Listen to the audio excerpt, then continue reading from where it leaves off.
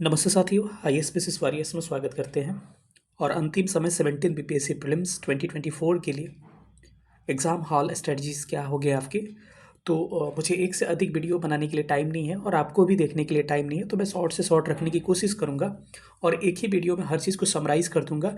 Admit card और centre से related जो इशू है उसको भी मैं आपको थोड़ा सा एक बार देख लूँगा, किन किन बातों को ध्यान रखिए, क्योंकि जो लोग नए हैं थोड़ा सा उनको परेशानी हो सकती है।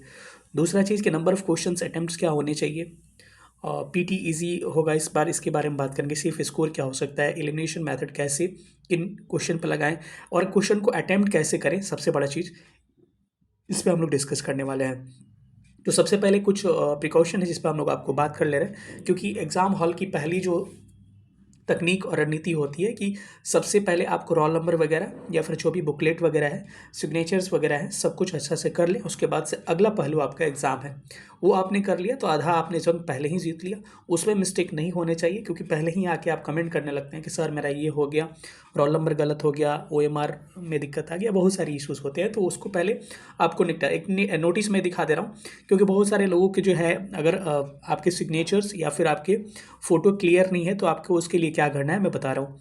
ध्यान रखिएगा कि अगर black and white print out निकालते हैं तो सिग्नेचर थोड़ा सा ब्लर आता ही है, तो ऐसा कोई मतलब नहीं है। वो नहीं दिखने का मतलब है कि एकदम नहीं दिख रहा है आपका, ठीक है। नहीं होता है कि कोई लोग एकदम घसीट के मार देते हैं सिग्नेचर, तो उन लोगों को इश्यूज़ आएगा जिनका नहीं दिख रहा होगा। लेकिन जो लोग नॉर्मल सिग्नेचर करते हैं उनका दिख ही रहा है। और ब्लैक एंड वाइट या फिर प्रिंट आउट निकालिएगा किसी चीज़ का तो ई प्रिंट तो अच्छा है, लेकिन जब प्रिंट निकालने पे इश्यूज़ आ रहा है और थोड़ा सा ब्लर तो दिखेगा ही, वो इशू नहीं है। लेकिन ज़्यादा ब्लर है, आपको ज़्यादा फ़ोटो पहचान में नहीं आ रहा है, क्योंकि वो फ़ोटो जो है आपका सामने से लिया गया ऑनलाइन लाइव फ़ोटो है, तो थोड़ा सा वो भी साफ उतना भी नहीं होगा, लेकिन हाँ दिखना चाहिए कि हाँ आप हैं।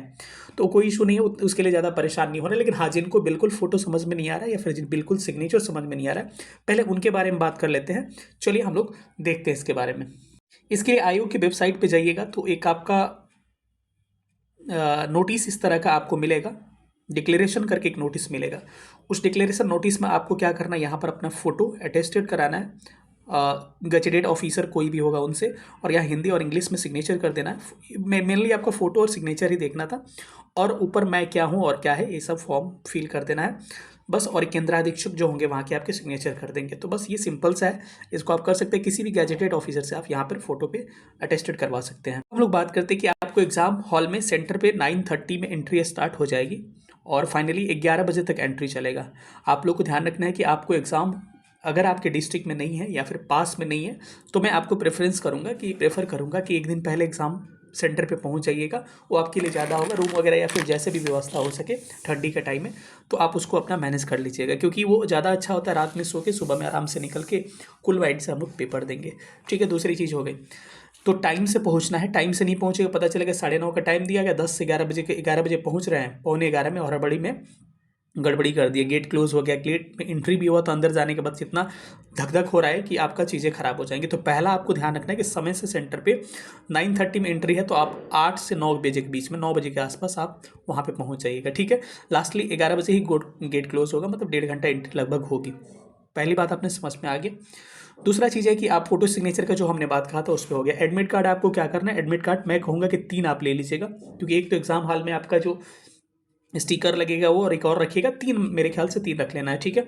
और एक सेंटर का जो आपका है ना, सेंटर का, उसका भी 2 कॉपी मन करे या फिर 1 कॉपी रख लीजिएगा।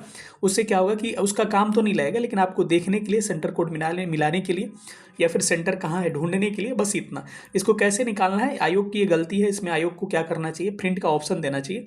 लेकिन यहाँ से आपको क्या करना पड़ेगा, साइबर वाले को बोलिएगा कि इसको क्या करिए, डैशबोर्ड सहित क्या करिए, इसका स्क्रीनशॉट टाइप का एक निकाल दीजिए।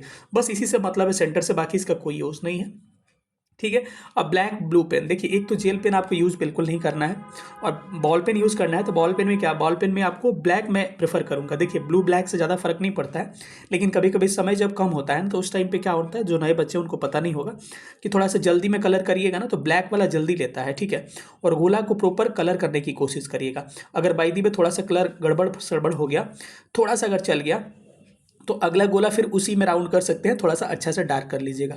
अब आपकी किस्मत पे डिपेंड करता है कि आपका लेगा कि नहीं लेगा। समझ में आ गया, मतलब थोड़ा सा अगर लगा है तो हाँ, लेकिन ब्लेड से खुरचने उचने की कोशिश मत करिए, क्योंकि दोनों आपका क्या हो जाएगा, ये खत्म हो जाएगा और इसको डिलीट ही किया जाएगा। इसको क्या किया जाए, कैलकुलेट ही नहीं किया जाएगा। समझ मेरी बातें आ गई होगी। तो मैं प्रेफर करूँगा ब्लैक पेन आप ले सकते हैं। रोल नंबर को सबसे पहले आप भरिएगा, 6 डिजिट का जो भी रोल नंबर है देख लीजिएगा, उसको अच्छा से भरिएगा, प्रॉपर वे में उसको लिख के उसका OMR अच्छा से उसको फिल करना है। उसके तो क्वेश्चन बुकलेट जो है इसको ध्यान रखिएगा। क्वेश्चन बुकलेट जो होगा आप आजकल फिल नहीं करना पड़ता है। जो आपका क्वेश्चन क्या होगा, क्वेश्चन जो मिलेगा ना और जो OMR मिलेगा ऑलरेडी आपका टिक लगा होगा। मानिए सी बुकलेट मिला है तो ऑलरेडी सी पे आपका गोला ऐसे रंगाया गया होगा। इसमें आपको कुछ छेड़छाड़ नहीं करना है, बस आपको चेक कर लेना है। चेक क्या करना है, इसमें देखना है कि क्या दोनों चीज़ें सेम है कि नहीं, मेरा क्वेश्चन पे और OMR शीट पे दोनों सेम है कि नहीं। अगर बाई दी वे सेम नहीं होगा, सेम ही होगा, तो तुरंत जो एग्ज़ाम जो इन्विजिलेटर वहाँ होंगे उनको तुरंत बोलिएगा कि इसको देखिए इसमें इशू है, तुरंत वो ठीक कर देंगे या फिर दूसरा देंगे। ठीक है, दूसरा चीज़ समझ में आ गया। तीसरा चीज़ है कि 3 नंबर ऑफ क्वेश्चंस अटेम्प्ट कैसे करें, इन सब बातों पे हम लोग थोड़ा सा डिस्कस कर लेते हैं। देखिए मेरे ख्याल से आपके लिए सेफ स्कोर का बात हम लास्ट में करेंगे। मेरे ख्याल से आपके लिए 130 क्वेश्चंस जो होंगे, number of questions attempts minimum 130 minimum आप अटेम्प्ट्स करने की कोशिश करिएगा। अब क्वेश्चन एकदम टफ आ गया, एकदम हवा नहीं लग रहा है और आप 100 तक पहुंच रहे हैं, इसको खींच के 130 कर रहे हैं, ये नहीं करना है। मेरा मतलब ये हो गया कि अगर आपके 115-20 तक जा रहे हैं तो थोड़ा सा रिस्क लेके 130 तक जाइएगा और क्वेश्चन को 3 टाइम्स में अटेम्प्ट करिएगा। ठीक है, एलिमिनेशन मेथड पे बात कर लेते हैं। क्वेश्चन को 3 टाइम्स में अटेम्प्ट करने का मतलब मेरा तरीका है, बाकी आपका कुछ भी हो सकता है, सबका अपना अपना होता है। जैसे कि एक OMR शीट में आप देखिएगा तो एक रो में 25 होते हैं, ऐसे करके 6 बने होते हैं। 6 मतलब कितना हो गया, 25 हो गया, 150 हो गया। तो 25 क्वेश्चन बना लीजिएगा। और कैसे करना है मैं बता रहा हूँ। सपोज करिए आप पेपर एक ले लिए, पेपर हो गया आपका 1 2 3 4 5 6, यहाँ 25 क्वेश्चन आपने सेलेक्ट कर लिया। ठीक है, आपको करना क्या है बेसिकली इसमें आपको करना ये है कि आप जो क्वेश्चन आ रहा है ना उसको एकदम 100% उसको ऑप्शन पे टिक करिए। मानिए 1 आ रहा है हमको पूरा, 3 आ रहा है पूरा, 4 पूरा आ रहा है, तो मैंने पूरा इस पे टिक कर लिया। इसके क्वेश्चन नंबर पे मैं कुछ नहीं करूंगा और ये 25 तक जाते और उसी समय मैं दूसरा भी पढ़ूंगा ना क्वेश्चन। तो दूसरा पढ़ते टाइम आपको क्या करिएगा कि अगर आपके इसके ऑप्शन में किसी डाउट आ रहा है, मतलब कुछ एक ऑप्शन क्लियर है और 2 ऑप्शन में डाउट आ रहा है एक ऑप्शन में, तो इस पर स्टार लगा लीजिएगा। ठीक है, ताकि सेकेंड राउंड में चीज़ें समझ में आए कि हमको किसको बनाना है। नहीं तो OMR से खोजते रह जाइए किसको बनाया किसने किसको नहीं बनाया। ठीक है, सपोज कर किसी में हवा ही नहीं लग रहा है तो केवल गोला करके छोड़ दीजिएगा।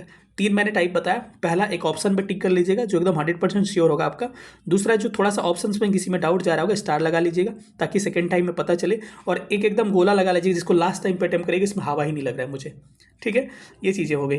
तो ऐसे करके 25-25 का सीरीज लीजिएगा और 25 को कलर करते चलिएगा। मानिए 25 क्वेश्चन में आपको 100% 15 क्वेश्चन आ रहे हैं। ठीक है, तो उस 15 को कलर कर लेंगे। बाकी यहाँ हमने जो क्लासीफाई कर लिया है आगे के लिए क्या होगा, आपके लिए आसान हो जाएगा। सेकेंड टाइम में जो भी आइएगा स्टार वाला, एक टाइम पे ऐसे 25-25 करके आप 150 तक चले जाइए।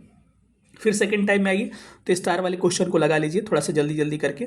और स्टार वाले क्वेश्चन को लगाने के बाद से जो आपके गोला है जिसमें हवा नहीं लग रहा है उसको अटेम्प्ट करने की कोशिश करिएगा। अगर होने वाला रहेगा नहीं तो कोई बात नहीं है।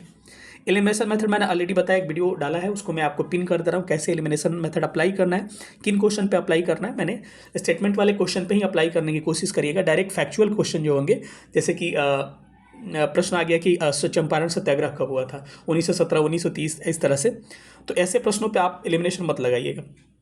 समझ रहे हैं, आपको तो आ रहा है तो बनेगा, नहीं आ रहा नहीं बनेगा। लेकिन जहाँ स्टेटमेंट बेस्ड प्रश्न होंगे या फिर आपके कूट वाले जो प्रश्न होते हैं वहाँ पे एलिमिनेशन मेथड लगाने की कोशिश करिएगा। ठीक है, मैंने क्वेश्चन 3 बार में अटेम्प्ट करने का तरीका भी बता दिया कैसे। एक बार मैंने बताया कि टोटल 1 से 25 क्वेश्चन करना है, उसमें देख लेना है जो डाउट है उस पर स्टार लगाना है, जिस पे कोई डाउट नहीं है 100% है उस पर टिक करना है। लेकिन फर्स्ट टाइम में रंगना किसको, जिसको 100% आ रहा है, सेकंड टाइम में स्टार वाले को, थर्ड टाइम में जो नहीं आ रहा था उसको। ऐसे पेपर में क्लासीफाई रहेगा तो सेकंड टाइम में आने पे आपको हर चीज़ें पता लगेगी, नहीं तो OMR से ढूंढने में बहुत परेशानी होती है। पहली बार जो ऑप्शन दिमाग में चलेगा ना उसको टिक करिएगा। ये फिजिक्स का लॉ है कि जो चीज़ें कहीं ना कहीं हमने देखी होती है ना उसे ही दिमाग में हिट करता है। तो पहले फर्स्ट ऑप्शन जो दिखे दिमाग में लगे ना, 2 ऑप्शन है कि अरे यार ये होना चाहिए, तो बाद में दिमाग लगा के कहते हैं अरे यार ये होगा क्या। 100% मैं लिख के दे रहा हूँ, ये प्रश्न आपका गलत हो जाएगा। इसीलिए फर्स्ट टाइम जो आपका दिमाग में क्लिक करेगा आंसर उसी को टिक करने की कोशिश करिएगा।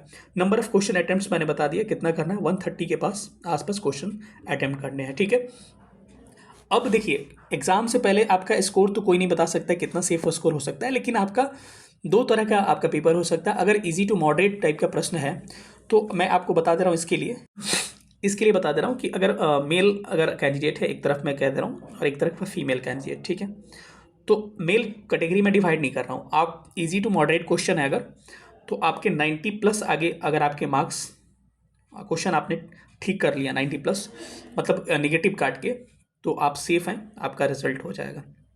ठीक है, पेपर से पहले तो ये क्लासीफाई करना नहीं है, लेकिन मैं एक आइडिया बता रहा हूँ आपको, ठीक है, कि उसका टारगेट आपका होना चाहिए ना। और फीमेल अगर है आप 80 प्लस कर लिए तो आपका रिजल्ट हो जाएगा। अगर क्वेश्चन बहुत ही टफ आ गया तो वहाँ पे 85 प्लस भी करिएगा तो एक बेहतर स्कोर कहा जाएगा। आप लोग 75 भी प्लस करिएगा तो एक बेहतर स्कोर। ये नेगेटिव काटने के बाद है, पहले का नहीं है। और मैं कह रहा था कि इस बार आपका पीटी हो रहा है, मैं बता रहा हूँ जिन्होंने भी थोड़ा सा सीरियसली पढ़ाई किया है, अपने आप को पॉजिटिव रखिए। बार बार कहिए कि मेरा इस बार पीटी हो रहा है, मैं मेंस दे रहा हूँ, मेरे इतने नंबर आ रहे हैं मित्र, ये सब चीज़ें पॉजिटिव सोचिए। ये नहीं कि यार लास्ट में आंदोलन में बिजी रहा, बर्बाद हो गया। देखिए एक चीज़ है कि ये आंदोलन वाला जो इशू था ना, प्रोटेस्ट वाला, इसमें सबको इशू दिक्कत आया था।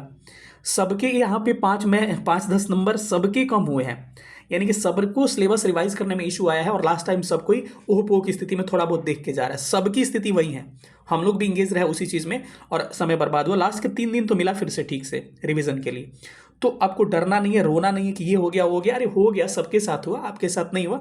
कंपटीशन आप ही के बीच में है, आप ही के बीच में से है, और आपके साथ जो प्रोटेस्ट में थे उन्हीं से है, या फिर जो प्रोटेस्ट में नहीं भी थे वो लोग भी कहीं ना कहीं फ़ोन उठा उठा के बार बार देख रहे थे।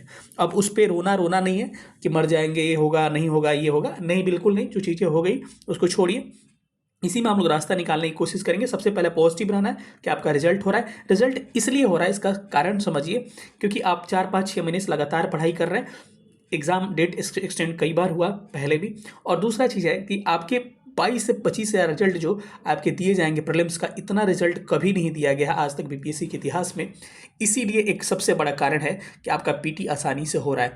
बस अपने आप को पॉजिटिव रखिएगा। और एक बात और ध्यान रखिएगा मेरा, अगर प्रश्न पूरा टफ आ गया ना, अगर सपोज करिए कि मैं एक एग्जांपल दे रहा हूँ, 8 क्वेश्चन में आपको हवा नहीं लगा, 10 क्वेश्चन में लगातार हवा नहीं लगा स्टार्टिंग के, अब डर के रोने नहीं लगना है या फिर कुछ भी अटेम्प्ट नहीं करने लगना है कि यार तो होगा नहीं।